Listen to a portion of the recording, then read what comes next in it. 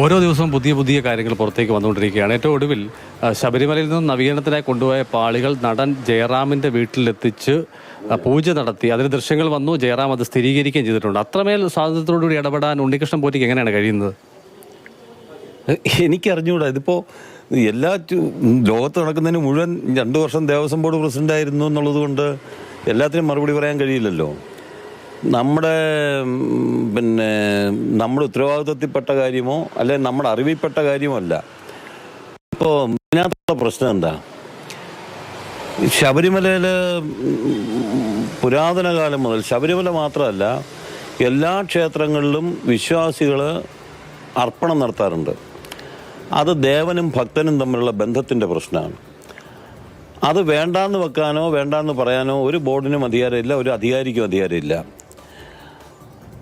അപ്പോൾ അവിടെ അർപ്പിക്കാൻ വേണ്ടി കൊണ്ടുവരുന്ന സംഗതിയിൽ എന്തെങ്കിലും മോശത്തരം നടന്നിട്ടുണ്ടോ, എവിടെയെങ്കിലും കൊണ്ട് നടന്നിട്ടുണ്ടോ, വിശ്വാസ തട്ടിപ്പ് നടത്തിയിട്ടുണ്ടോ നമുക്കെങ്ങനെ പറയാൻ പറ്റും?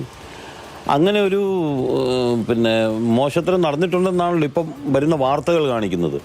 അതുകൊണ്ട് ദേവസ്വം ബോർഡ് പ്രസിഡന്റ് വ്യക്തമാക്കിയതുപോലെ ശബരിമലയുടെ കാര്യത്തിൽ, അതല്ലെങ്കിൽ ദേവസ്വം ബോർഡിൻ്റെ കാര്യത്തിൽ, ഈ പറഞ്ഞ 98 മുതൽ നടന്നിട്ടുള്ള ഈ വക കാര്യങ്ങളെ സംബന്ധിച്ച് കോടതിയുടെ മേൽനോട്ടത്തിൽ അന്വേഷണം നടക്കട്ടെ.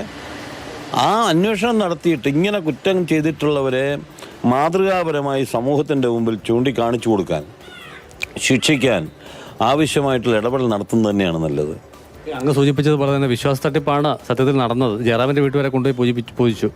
അതെ, അങ്ങനെ ഒരിക്കലും ചെയ്യാൻ പാടില്ലല്ലോ. ഇതിപ്പം ഞാനിന്ന് രാവിലെയാണിത് കാണുന്നത്. ഞാൻ കണ്ടപ്പോൾ ഞെട്ടിപ്പോയി. കാരണം ഇങ്ങനെ ഉള്ള ശബരിമല അയ്യപ്പനെയും കൊണ്ട് നാട്ടിലാകണമെന്ന് പൂജിക്കാൻ ഇവനാരും അധികാരം കൊടുത്തേ? അതൊക്കെ വളരെ മോശപ്പെട്ട ഏർപ്പാടല്ലേ ഓരോരുത്തരുടെ വീട്ടിൽ. ഇതൊക്കെ ഈ ഭക്തിയെ ദുരുപയോഗം ചെയ്യുന്ന ഒരു മാഫിയ തന്നെ വളർന്നു വരുന്നുണ്ടെന്നാണ് എൻ്റെ വിശ്വാസം. അതിന് പിന്നിൽ അധികാര സ്ഥാനത്ത് ഇരിക്കുന്ന ആളുകൾ ചിലർ എൻ്റെ കൂടെ ഒപ്പം ഉണ്ട് എന്നുള്ള ഒരു ഉറപ്പ് കൂടി ഉണ്ടാവില്ലേ? അതൊക്കെ ചിലപ്പോൾ പിന്നെ വരുന്ന ധാരണയായിരിക്കുമല്ലോ. ഇതിപ്പോൾ എന്താ സംഭവം എന്ന് വെച്ച് കഴിഞ്ഞാൽ ഓരോരുത്തർ തുനിഞ്ഞങ്ങ് ഇറങ്ങുകയാണ് ഈ വിശ്വാസത്തിനെ തട്ടിപ്പിന് വേണ്ടിയിട്ട് ഉപയോഗിക്കാൻ. അത് എന്തായാലും ഇത് കണ്ടപ്പോൾ, ഇന്ന് രാവിലെ കണ്ടപ്പം, അങ്ങനെയാണെങ്കിൽ ഞാൻ ചോദിക്കട്ടെ, ഞാൻ ശബരിമല മേശാന്തി ആയിരുന്ന ആളുടെ കൊച്ചുമോളുടെ മോനാണല്ലോ. 17 വർഷം അദ്ദേഹം മേശാന്തി ആയിരുന്നു. ഹരിവരാസൻ എഴുതിയ അമ്മ എൻ്റെ കുടുംബത്തിൽപ്പെട്ട ആളാണല്ലോ. ഇതും കൊണ്ട് നടക്കണ്ടേ ഞാൻ ഒരു മാലയൊക്കെ ഇട്ടിട്ട്? ഇതൊക്കെ വളരെ മോശപ്പെട്ട പണസമ്പാദനത്തിന് വേണ്ടി എന്തും ചെയ്യും എന്നുള്ള ആധുനിക സമൂഹത്തിൻ്റെ ഏറ്റവും മോശപ്പെട്ട പ്രവണതയുടെ ഭാഗമാണ്. ഞാൻ അതിനെ അങ്ങനെ കാണുക.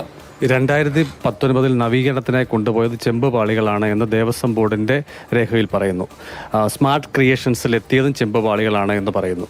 അതേസമയം തന്നെ 98 മല്യ ശ്രീകോവിൽ സ്വർണം പൂശിയ സമയത്ത് ദ്വാരപാലക ശില്പങ്ങൾ കൂടി സ്വർണം പൂശിയിട്ടുണ്ട്. അതിൻ്റെ ചിത്രങ്ങളുണ്ട്, പത്രവാർത്തയടക്കമുണ്ട്. അപ്പോൾ ഈ 2019 ഈ ചെമ്പുപാളികൾ നിർമ്മിക്കാൻ വേണ്ടി ദേവസ്വം ബോർഡ് ഒരു അവസരം ഒരുക്കി ആ തീരുമാനത്തിലൂടെ എന്ന് സംശയിച്ചാൽ അതിനെ കുറ്റപ്പെടുത്താൻ കഴിയുമോ? ഇപ്പം അഭിലാൽ ചോദിച്ച ചോദ്യം കറക്റ്റാണ്.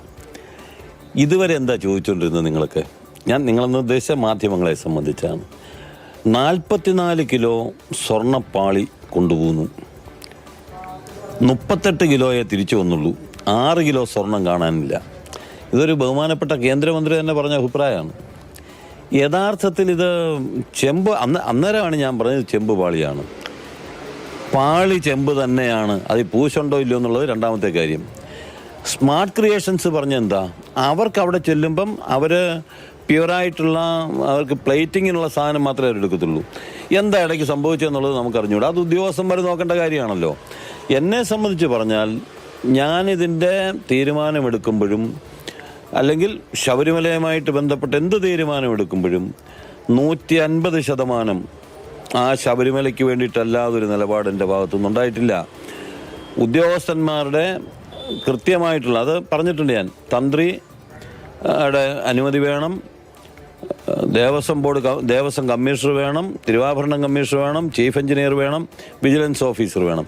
ഇവരുടെ സാന്നിധ്യത്തിലും അല്ലെങ്കിൽ ഇവരുടെ മേൽനോട്ടത്തിലും അല്ലേ ചെയ്യാൻ പറ്റൂ? അങ്ങനെ ചെയ്യാൻ പാടുള്ളൂ. ഇപ്പോൾ പറഞ്ഞല്ലോ മാനുവലിൻ്റെ കാര്യമൊക്കെ ചില ആൾക്ക് മാനുവലിനകത്ത് പറഞ്ഞിട്ടുള്ളതനുസരിച്ച് തന്നെയാണ് കാര്യങ്ങൾ ചെയ്തത്. പക്ഷേ മാനുവൽ 1950 ഇപ്പോൾ വെളിയിൽ കൊണ്ടുപോകുന്നതിൻ്റെ പ്രശ്നം. ഇപ്പോൾ വെളിയിൽ കൊണ്ടുപോയതല്ലല്ലോ, അതിന് മുമ്പേ അവൻ ഇത് ചെയ്തല്ലോ, പാളി തന്നെ മാറ്റി എന്നുള്ള സംശയങ്ങളാണ് പുറത്തു വരുന്നത്. എനിക്ക് അറിഞ്ഞുകൂടാ. അന്വേഷണത്തിൽ തെളിയേണ്ട കാര്യങ്ങളാണ്. എന്തൊക്കെയാണ് അയാൾ ചെയ്തിട്ടുള്ളതെന്നുള്ളത് നോക്കണം. അന്വേഷണം നടക്കട്ടെ. മാൽ പ്രാക്ടീസ് നടന്നിട്ടുണ്ടെങ്കിൽ അത് ചുമതലപ്പെട്ട ഉദ്യോഗസ്ഥരാണ് അതിന് ഉത്തരവാദിത്വം പറയേണ്ടത്, അങ്ങനെയാണ് അങ്ങ് സൂചിപ്പിച്ചത്. അല്ല, അത് എന്ന് വെച്ചാൽ ഇപ്പോൾ ഒരു കെട്ടിടം പണിയാൻ മരാമത്ത് വകുപ്പ് തീരുമാനിക്കുന്നു, അല്ലെങ്കിൽ ദേവസ്വം ബോർഡ് തീരുമാനിക്കുന്നു. അതിൽ കമ്പിയുണ്ടോ സിമൻ്റ് ഉണ്ടോ എന്ന് നോക്കാനുള്ള ഉത്തരവാദിത്വം മരാമത്തിലേക്കും എക്സിക്യൂട്ടീവ് എഞ്ചിനീയർക്കും ഒക്കെ അല്ലേ, നമ്മളല്ലല്ലോ. ബോർഡിൻ്റെ ബോർഡ് ഉത്തരവാദിത്വത്തിൽ കൃത്യമായി തീരുമാനം എടുത്തിട്ടുണ്ടോ? ഉണ്ട്. പത്മകുമാർ പ്രസിഡൻ്റായിരുന്ന ദേവസ്വം ബോർഡ് കൃത്യമായി തീരുമാനമെടുത്തിട്ടുണ്ട്. പിന്നെ അത് നടപ്പിലാക്കിയിട്ടുള്ള കാര്യത്തിൽ എന്തെങ്കിലും വീഴ്ചയുണ്ടോ? അന്വേഷണത്തിൽ തെളിയട്ടെ. ഞാനിപ്പോൾ ഉദ്യോഗസ്ഥന്മാരെ ഒന്നും കുറ്റപ്പെടുത്താനില്ല.